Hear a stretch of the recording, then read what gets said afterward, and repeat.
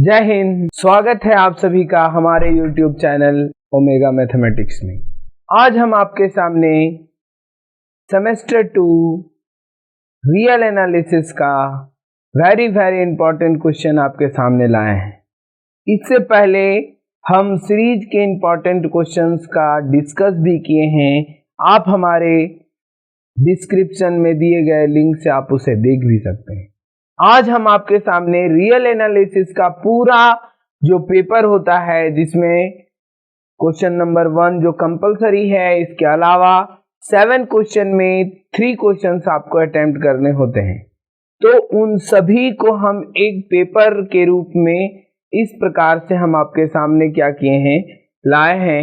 आपको हम एक्सप्लेन करेंगे कि क्या क्या इस बार क्वेश्चन इंपॉर्टेंट हो सकता है। एक क्वेश्चन बहुत मेहनत के साथ हम आपके सामने लाए हैं।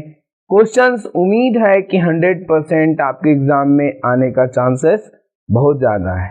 गारंटी तो 100% नहीं दिया जा सकता है, क्योंकि गारंटी अभी के समय में किसी चीज़ का नहीं है। फिर भी श्योरिटी के साथ हम आपके सामने लाए हैं। साथ ही सीरीज का हम 2 क्वेश्चन पहले डिस्कस कर चुके थे। आज हम एक क्वेश्चन और आपके सामने लॉन्ग क्वेश्चन डिस्कस करेंगे, ताकि आप कंप्लीटली 3 क्वेश्चंस एग्जाम में लिख सके। इसके अलावा अगर आपको किसी भी क्वेश्चंस का और भी सॉल्यूशन अगर आपको चाहिए होगा, आप कमेंट करके आप हमसे कमेंट बॉक्स में लिख सकते हैं, ताकि हम आपके सामने जल्द से जल्द कोशिश करेंगे कि आपके तक पहुंचाने का काम करेंगे। तो चलिए आज हम शुरू करते हैं। क्या क्या इंपॉर्टेंट क्वेश्चन है सेशन 2021 से 24, जैसा कि बोर्ड में क्लियर लिखा हुआ real analysis paper 3 semester 2 very important question for session 2021 से 2024, जो हाल ही आपका एग्जाम होने वाला है। तो चलिए शुरू करते हैं। देखिए, ये है हमारा इंपॉर्टेंट क्वेश्चन। तो सबसे पहले जैसा कि आप देख रहे हैं कि आपको 3 घंटा का समय रहता है। 80 मार्क्स हो गया रियल एनालिसिस। देखिए, क्वेश्चन आपको 4 अटेम्प्ट करने हैं 8 क्वेश्चन में, इन विच क्वेश्चन नंबर 1 जो है कंपलसरी है। देखिए, क्वेश्चन नंबर 1 जो है क्या लिखा हुआ है, 1 का ए, क्योंकि 1 में 10 क्वेश्चन है, प्रत्येक क्वेश्चन 2 मार्क्स का, तो 10 2 20 हो गया 20 मार्क्स। और फिर इधर 7 में से 3 करना है, 20 20 60, ओवरऑल आपका हो गया 80। तो क्वेश्चन नंबर 1 का ए में क्या लिखा हुआ है, define the set bonded above and the set bonded below. Bonded above set क्या है, बॉन्डेड बिलो सेट क्या है, ये क्वेश्चन इस बार होने का चांस ज्यादा है। उसके बाद next question number B, state the Archimedean property of real number. Archimedean जो प्रॉपर्टी है रियल नंबर का, उसका स्टेटमेंट आपको पूछेगा। ओनली स्टेटमेंट, प्रूफ यहाँ नहीं लिखने का जरूरत है। होता क्या है कि जब कभी स्टूडेंट को प्रूफ पता होता है तो फिर उसी को बना देते हैं, तो ये काम नहीं करना है, स्टेटमेंट केवल। उसके बाद define neighbourhood of a point, यहाँ थोड़ा सा गड़बड़ है, तो यहाँ लिख लीजिए define neighbourhood of a point, किसी भी पॉइंट का नेबरहुड ऑफ अ पॉइंट, किसी भी पॉइंट का नेबरहुड क्या होगा ये लिखना है। नेक्स्ट क्वेश्चन डी में है, state the Bolzano Weierstrass theorem for sequence. तो सीक्वेंस का जो बुल्जानो-विस्टास थ्योरम है ये पूछा है, स्टेटमेंट आने का चांसेस ज्यादा है।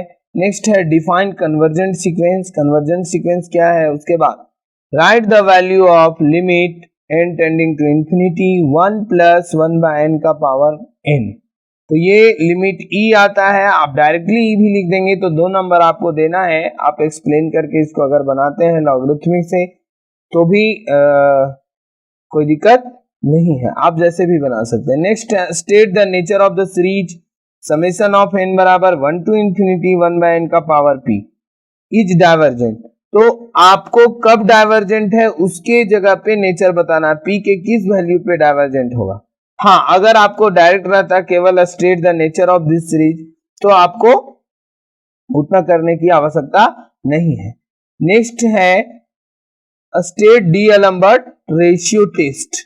डी-एलम्बर्ट रेशियो टेस्ट का स्टेटमेंट नेक्स्ट है defined convergence and divergence of infinite series. यहाँ देखिएगा कन्वर्जेंट ऑफ सीक्वेंस बोला है, यहाँ इनफाइनाइट सीरीज का कन्वर्जेंसी और डाइवर्जेंसी का चर्चा करने बोला है। नेक्स्ट है आपका defined conditionally convergent series of alternating series भी लिख सकता था, लेकिन अगर नहीं लिखा है तो आपको खुद सोचना है कि कंडीशनली कन्वर्जेंट अल्टरनेटिंग सीरीज का होता है, क्योंकि आंसर इसका स्टेटमेंट आप लोग को भी पता होगा, फिर भी हम अगर आपको बताना चाहें तो क्या है कि अगर कोई भी अल्टरनेटिंग सीरीज उसका सारा टर्म्स को अगर हम पॉजिटिव बना देते हैं और वो पॉजिटिव टर्म्स अगर डाइवर्जेंट हो जाता है तो वो कंडीशनली कन्वर्जेंट कहलाता है।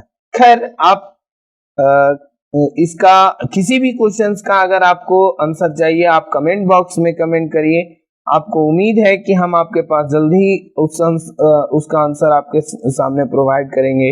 आप चाहे तो इसका सारा आंसर का पीडीएफ भी आपके सामने प्रोवाइड किया जा सकता है, बशर्ते अगर आप कमेंट करते हैं, लाइक करते हैं, शेयर करते हैं, क्योंकि अगर आपको चाहिए आप कमेंट नहीं करेंगे हमें पता नहीं चलेगा, फिर हम आपके लिए मेहनत कैसे आगे करें ये बात को हमें भी जानना बहुत आवश्यक है। नेक्स्ट क्वेश्चन नंबर 2, क्योंकि 10 क्वेश्चन हो गया, फर्स्ट का 10 प्रत्येक 2 मार्क्स का है, ईच क्वेश्चन कैरी 2 मार्क्स, तो 20 हो गया। नेक्स्ट 2 का ए, और 2 और 3 जैसा कि आपको पता है 2 और 3 यूनिट 1 से आता है।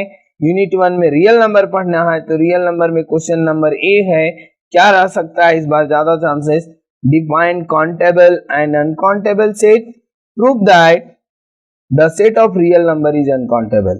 तो कहने का मतलब काउंटेबल सेट क्या है, अनकाउंटेबल सेट क्या है, ये आपको लिखना है। साथ ही साथ ये दिखा देना है कि रियल नंबर जो होता है वो अनकाउंटेबल सेट है, इस बात को आप प्रूव कर दीजिए। तो आपको पता है कि काउंटेबल कहने का मतलब कि गिना जाए यही नहीं होता है, बल्कि वैसा सेट जो नेचुरल नंबर टू ए जो है 1 1 ऑन टू कॉरेस्पॉन्डेंस दिखाता है, तो ये चीज आप दिखा दीजिए। नेक्स्ट जो है prove that for any real number x and y mod of x plus y का whole square plus mod of x minus y का whole square is equal to 2 into mod of x का whole square plus 2 into mod of y का, और यहाँ modulus absolute value को दिखा रहा है, ये आप जानते हैं, आपको एब्सोल्यूट वैल्यू भी पढ़ना है। तो क्वेश्चन नंबर 2, तो देखिए क्या है कि क्वेश्चन नंबर 2 थोड़ा सा स्कोरिंग कम है, तो आप अपने हिसाब से सिलेक्ट करेंगे, फिर भी हम आपके सामने अपने स्कोरिंग को आपको बताएंगे। अगर आपको लगेगा तो आप उसी क्वेश्चंस को अटेम्प्ट करना चाहेंगे, लेकिन आपको अगर क्वेश्चंस कंप्लीट है तो आप किसी भी क्वेश्चन कर सकते हैं। Question number 3, state and prove density theorem for rational number, यानी रैशनल नंबर के लिए जो डेंसिटी थ्योरम है वो आपको स्टेटमेंट भी लिखना है, साथ ही साथ प्रूव भी करना है।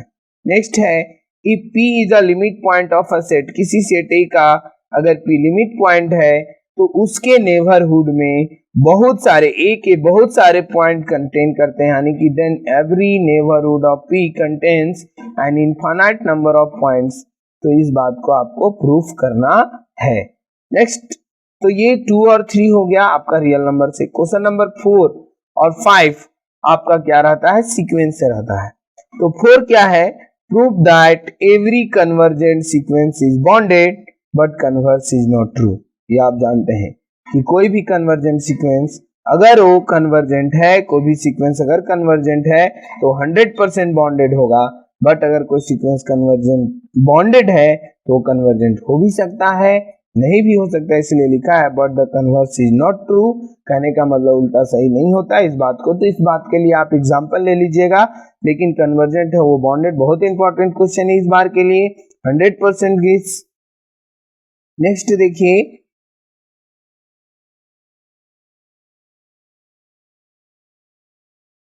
क्वेश्चन नंबर बी, 4 का बी, इफ un यानी nth टर्म दिया हुआ है सीक्वेंस का 1 + 1/n का power n, prove that it's limit lying between 2 and 3। ये आप जानते हैं क्वेश्चन नंबर शॉर्ट आंसर में भी इसका वैल्यू पूछा था और आपको हम बताए थे इसका वैल्यू e आता है और e का वैल्यू 2 और 3 के बीच लाई करता है, इस बात को यहाँ प्रूफ कर देना है।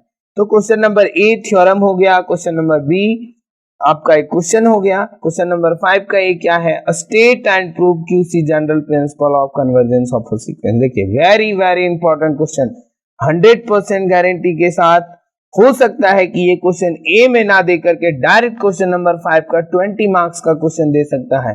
कभी कभी ऐसा होता है, लेकिन हमेशा नहीं होता है। लेकिन अगर आपके साथ एग्जामिनर थोड़ा सा धीरिया दिली दिखाया, लगा उसको कि नहीं इस बार एक ही को दे दिया जाए, क्योंकि कभी कभी होता है, हमेशा नहीं। आप क्वेश्चन बैंक अगर आपके पास अवेलेबल होगा तो कहीं ना कहीं आप देख पा रहे होंगे कि ये जो क्वेश्चन है state and prove QC general principle of convergence of a sequence, ये 20 मार्क्स का डायरेक्ट आता है, क्योंकि इसमें दोनों पार्ट। लेकिन अगर कभी कभी क्या होता है, इसका 2 पार्ट है तो 2 पार्ट में किसी भी एक पार्ट को भी पूछ लेगा। लेकिन इस बार 100% यहां से क्वेश्चन रहेगा, इतना आप तय मान लीजिए। Next, prove that the sequence √7 √7 plus √7 comma √7 plus √7 plus √7 ऐसे dot dot tends to the positive root of quadratic equation x² - x - 7 = 0 as a limit. कहने का मतलब ये हुआ कि ये जो सीक्वेंस है वो इस क्वाड्रेटिक इक्वेशन का जो पॉजिटिव रूट होगा, क्योंकि क्वाड्रेटिक इक्वेशन 2 रूट्स होंगे, 2 रूट्स में एक हो सकता है पॉजिटिव हो, दूसरा कुछ भी हो सकता है, तो उसमें से जो पॉजिटिव रूट है वह उस पे इसका लिमिट टेंड करेगा। ये बात को आप प्रूफ कर दीजिए।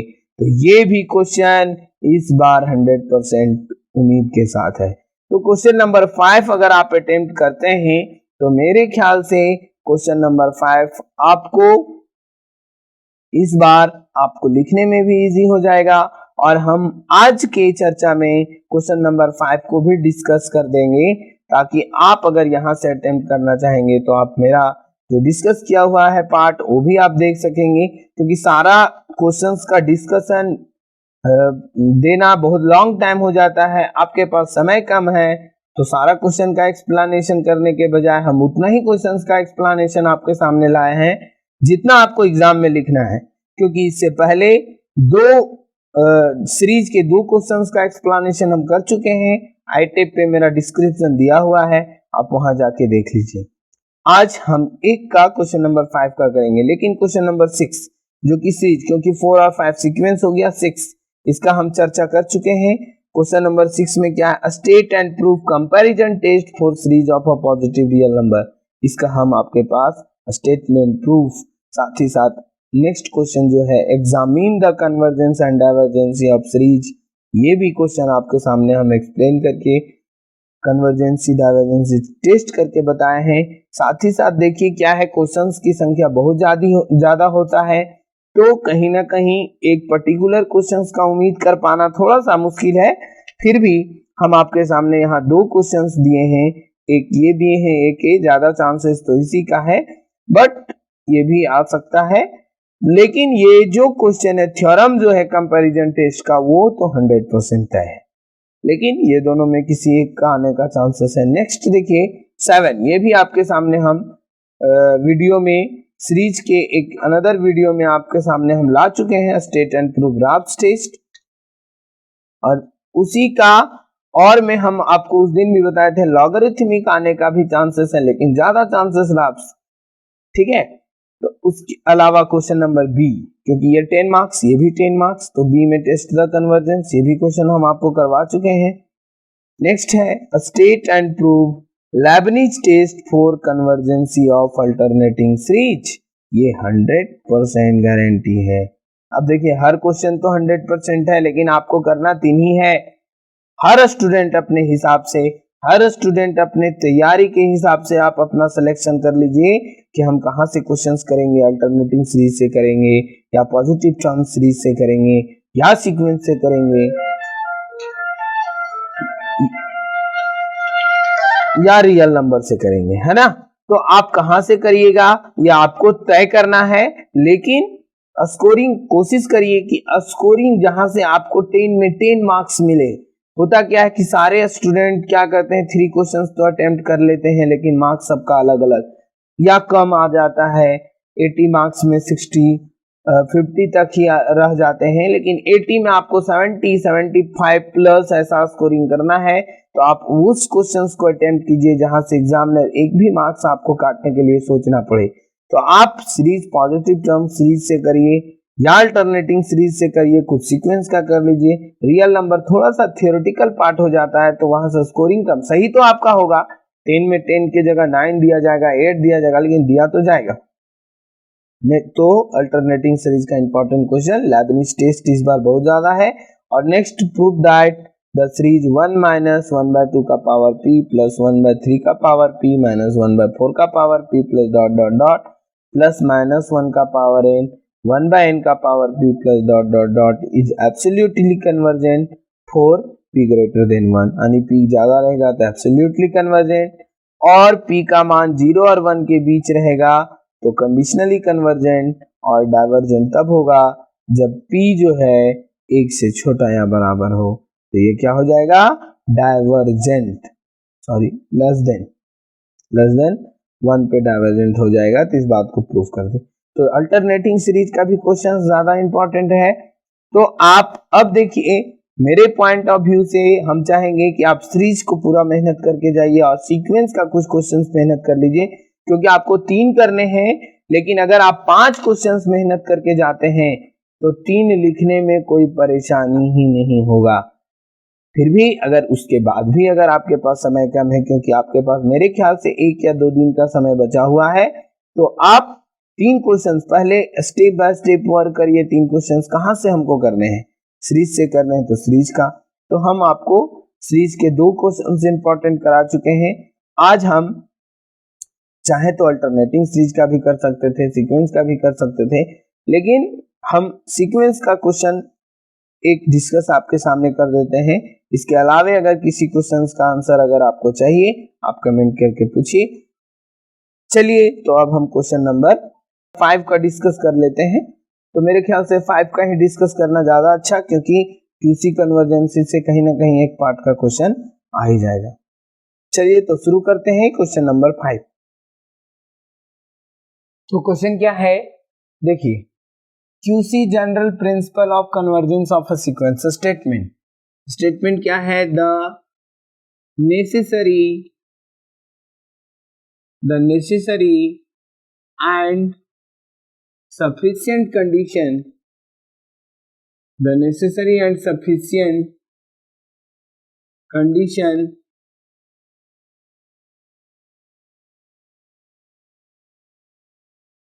for a sequence n is convergent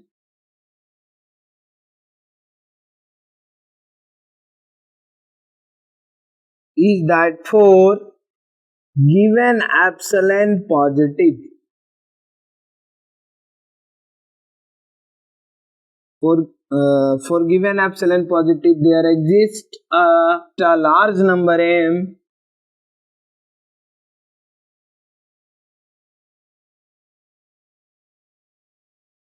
such that an minus an plus p less than epsilon for all n greater than equals to m and p greater than equals to 1। ठीक है, तो देखिए क्या होता है, statement समझ लीजिए, QC general principle of convergence का।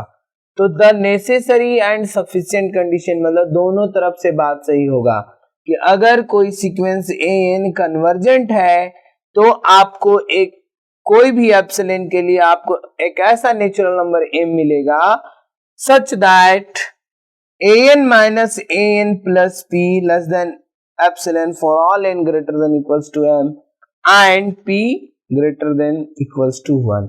देखिए, एक्चुअली इस स्टेटमेंट को दूसरे तरीके से भी लिखा जाता है, क्योंकि ये जो कंडीशन है QC सीक्वेंस का है। किसका है? QC सीक्वेंस आप जानते हैं, an अगर कोई सीक्वेंस है तो सीक्वेंस क्या होता है, A1 A2 A3 ऐसे डॉट डॉट डॉट आगे बढ़ते जाता है। ये क्या है? सीक्वेंस है।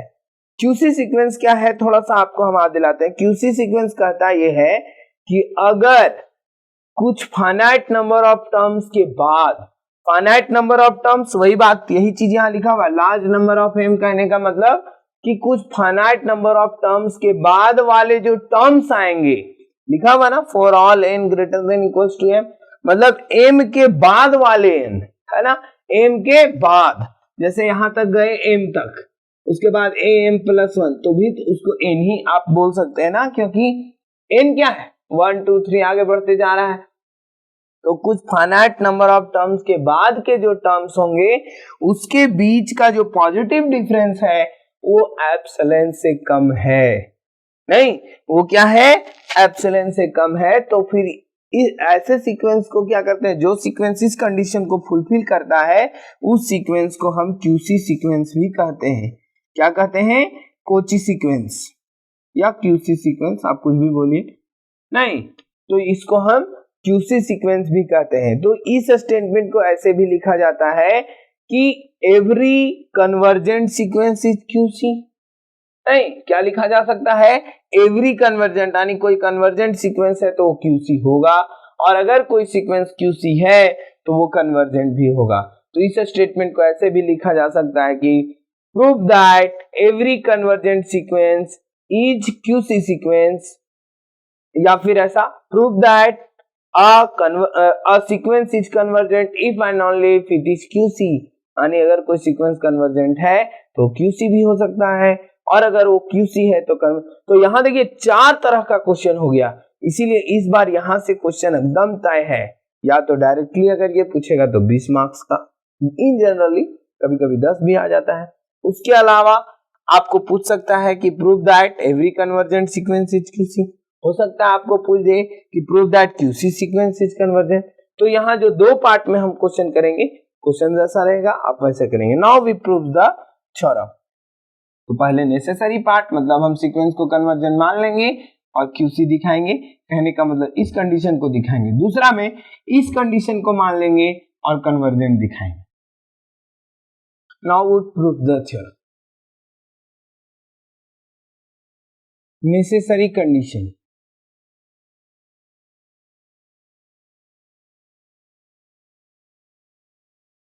लेट क्या मान लेंगे, let a and b a sequence,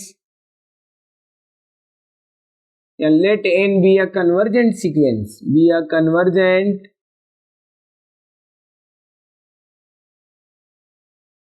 let n be a convergent sequence, we will prove that, हमें क्या प्रूव करना रहेगा, we will prove that, हमें ये प्रूव करना है सर कि an is QC, that is कहने का मतलब QC सीक्वेंस, दैट इज कहने का मतलब ये हुआ कि हमें ये प्रूव करना है, दैट इज कहने का मतलब हमको ये प्रूव करना है कि an minus an plus p less than epsilon for all n greater than equals to m, and को कभी कभी ऐसे भी लिखा जाता है अगर आप मैथमेटिकल सिंबल का यूज करें, p greater than equals to 1। देखिए हमने ऐसा मान लिया, अब हम ये प्रूफ करेंगे। अब देखिए जो मानते हैं उसी से आगे बढ़ना है। डेफिनेशन क्या है, अगर सीक्वेंस कन्वर्जेंट है तो आपको किसी भी दिए गए एप्सिलॉन के लिए, कहने का मतलब since an is convergent, convergent हमने माना है, इसका मतलब ये होगा सर कि since an is convergent, so from definition of convergence क्या हो जाएगा, for given epsilon positive, दिए गए पॉजिटिव एप्सिलॉन के लिए क्या होता है, for given epsilon positive there exists a number m, तो यहां में m1 ले लें क्या, ज्यादा अच्छा रहेगा, सच दैट, इस प्रकार से, सच दैट क्या बोलेंगे कि for all n greater than equals to m1 an minus l less than epsilon by 2 ले लेते हैं, ठीक है। हाँ, जहां l क्या है, एक्चुअली अगर सीक्वेंस कन्वर्जेंट है, किसी ना किसी पॉइंट को कन्वर्ज कर रहा है, तो यही बात हम लोग लिख दिए, since n is convergent, so from definition for given epsilon positive there exists a large number m such that for all n greater than equals to m an minus l less than epsilon by 2, और where में लिख देते हैं कि हम लोग क्या किए हैं कि an टेंडिंग टू l है आज, n टेंडिंग टू इंफिनिटी ये हमने एज्यूम कर लिया है क्योंकि सीक्वेंस कन्वर्जेंट है तो कहीं ना कहीं किसी पॉइंट को कन्वर्ज कर रहा है। अब देखिए सर कि अगर सीक्वेंस L को कन्वर्ज कर रहा है तो आप अगर n को n प्लस p कर दें, p क्या है, कोई भी नेचुरल नंबर ग्रेटर देन 1, तो an यानी कि क्या होता है, कन्वर्जेंसी का क्या मतलब है, सारे पॉइंट से एक पॉइंट को कन्वर्ज करते हैं, है ना, होता है। तो कहने का मतलब अगर हम इट फॉलोज दैट, अगर p कर यानी कि हम ऐसा लिख दें, इट फॉलोज दैट क्या बोल सकते हैं कि for all n greater than equals to m2 है ना, p greater than equals to 1, क्या हम ऐसा लिख सकते हैं ना, an plus p minus l less than epsilon by 2, क्योंकि अगर आप an l पे कन्वर्ज कर रहा है तो n प्लस p भी l पे करेगा, सीक्वेंस कन्वर्जेंट है तो सीक्वेंस का सारा टर्म, क्योंकि और आगे बढ़ रहे हैं हम, तो ये हो गया, तो इसको कॉल इट 1 कह दीजिए और दिस इज कॉल इट 2 कह दीजिए। आगे क्या होगा, अब अगर हम ऐसा कह दें कि m क्या है, लार्ज है m1 और m2 से, let us suppose m is maximum of m1 m2, तो इस m के लिए ये दोनों स्टेटमेंट ट्रू हो जाएगा, है ना, तो देयरफॉर है ना, देयरफॉर हम ये बोल सकते हैं sir for all n greater than equals to m inequality 2 and 1 and 3 becomes क्या हो जाएगा, आप ये बोलेंगे सर हो जाएगा हमारा an minus l less than epsilon by 2, call it third है ना, 1 and 3 सॉरी 2 ना, तो ये दिस इज 3 एंड साथ ही साथ एक और जो इक्वेशन है वो क्या कन्वर्ट हो जाएगा, an plus p minus l less than epsilon by 2, देखिए सर ये हो गया। नाउ वी राइट हम लोग लिख सकते हैं, क्या लिख सकते हैं, देखिए क्या लिखेंगे, नाउ वी राइट हमको जो प्रूफ करना है, टारगेट पे नजर करिए, प्रूफ ये करना है ना कि an minus an plus p है ना, तो now we write an minus n plus p is equals to, अगर हम एक l को घटा दें एक l जोड़ दें तो किसी प्रकार का कोई प्रॉब्लम नहीं, मैथ बैलेंस में है ना, क्या किए एक l यहाँ पे सब्सट्रैक्ट कर दिए, एक l जोड़ दिए, कहीं कोई दिक्कत नहीं, तो ये हो गया and this is equals to, आप यहाँ इसको सॉरी ये माइनस, अब आप कहेंगे सर इसको ब्रेक कर लीजिए, एब्सोल्यूट का कंडीशन है ना, a प्लस बी क्या होता है, less than equals to mod of a plus mod of b, ये बात आप यूनिट 1 में पढ़े, तो ये हो जाएगा this is less than equals to an minus l plus l minus an plus b, देखिए ये आ गया। अब यहाँ तो यहाँ अगर हम माइनस कॉमन ले लें यानी this is equals to an minus l plus p minus l, कोई दिक्कत नहीं। अब 3 और 4 का यूज करेंगे तो दिस इज लेस देन, ये किसका लेस देन, एप्सिलॉन बाय 2 का, वो भी epsilon by 2, this is epsilon by 2 plus epsilon by 2 और this is equals to epsilon, तो फाइनली हमको क्या मिल गया सर, फाइनली हमें मिला है ना, हेंस हमको क्या मिल गया, हेंस आप देख सकते हैं हमको मिला for all n greater than equals to m p greater than 1 greater than equals to 1, आप बोलेंगे सर हमको मिल गया n minus A N plus P, है ना, A N minus A N plus P क्या मिल गया, less than epsilon, less than epsilon. This proves the first part. ये क्या हो गया, फर्स्ट। यानी अगर कोई सीक्वेंस कन्वर्जेंट है तो क्यूसी भी है।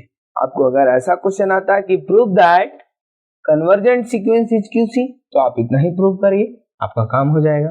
नहीं, नेक्स्ट सफिशिएंट कंडीशन को प्रूव करते हैं। Sufficient condition,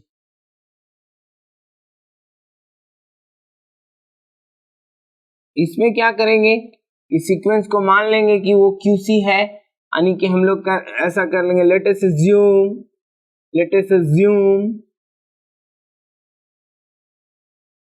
sequence A N is Cauchy sequence, Cauchy sequence ऐसा अज्यूम कर लेते हैं। अब क्यूसी सीक्वेंस है तो कहने का मतलब क्या होगा, तो आप यहाँ क्या है, दैट इज कहने का मतलब क्या हो गया सर, कि for all n greater than equals to m, p greater than equals to 1, क्या हो जाएगा, an minus an plus p plus then epsilon by 2, यहां भी बोल देते हैं, दिस इज कॉल इट, ऐसा हम एज्यूम कर लेंगे।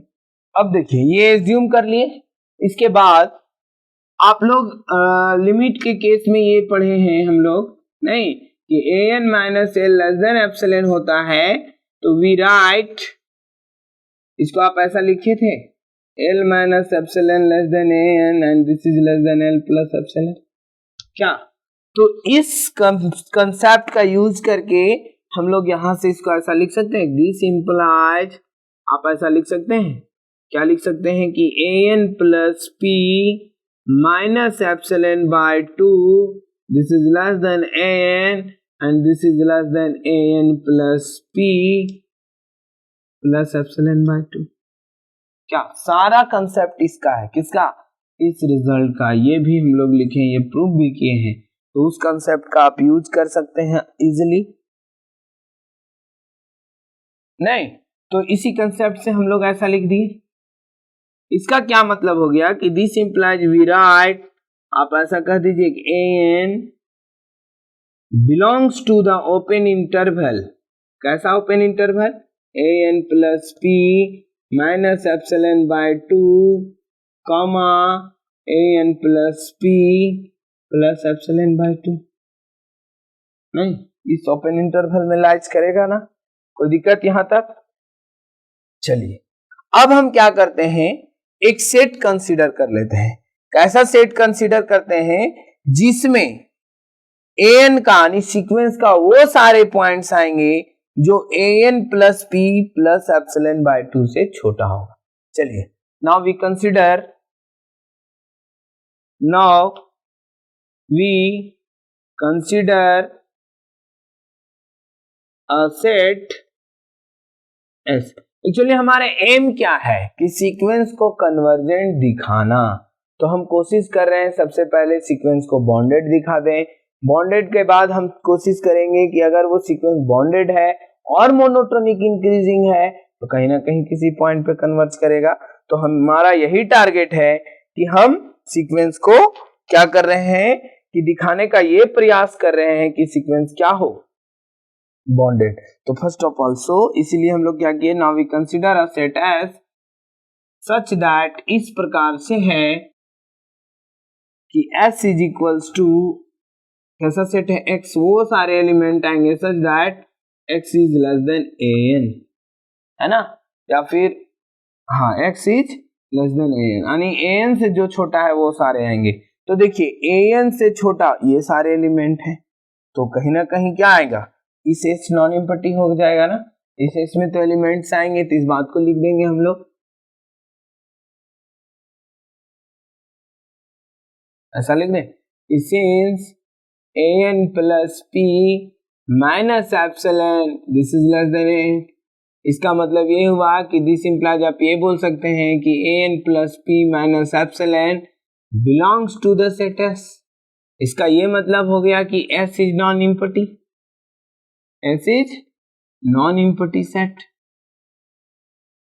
नहीं S is non empty set. अब देखिए, हाँ तो हम लोग क्या देख लिए, S is non empty set. अब देखिए also we have क्या है हमारे पास कि an जो है ना, an is less than an plus p plus epsilon by 2। इसका मतलब s is bonded है ना, yes या no, क्योंकि एक ऐसा रियल नंबर मिला जिससे सीक्वेंस का सारा एलिमेंट छोटा होगा।